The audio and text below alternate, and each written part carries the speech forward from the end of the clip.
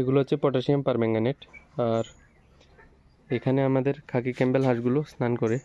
তো আমি প্রত্যেক সপ্তাহে একবার করে এই জলের মধ্যে পটাশিয়াম পারম্যাঙ্গানেট মিশিয়ে দিই।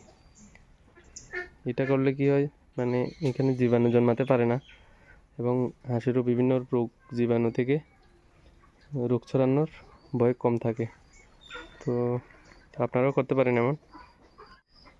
এখন আমি এই পটাশিয়াম পারম্যাঙ্গানেটগুলো কিছুটা এই জলের মধ্যে ছড়িয়ে দিব।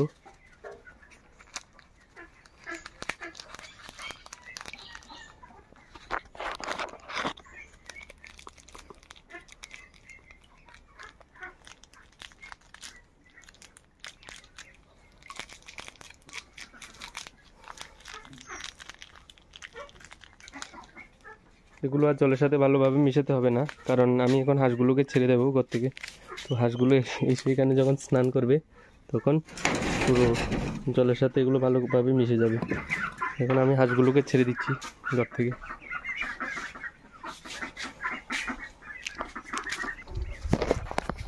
আয় আয় আয় আয় আয় আয়।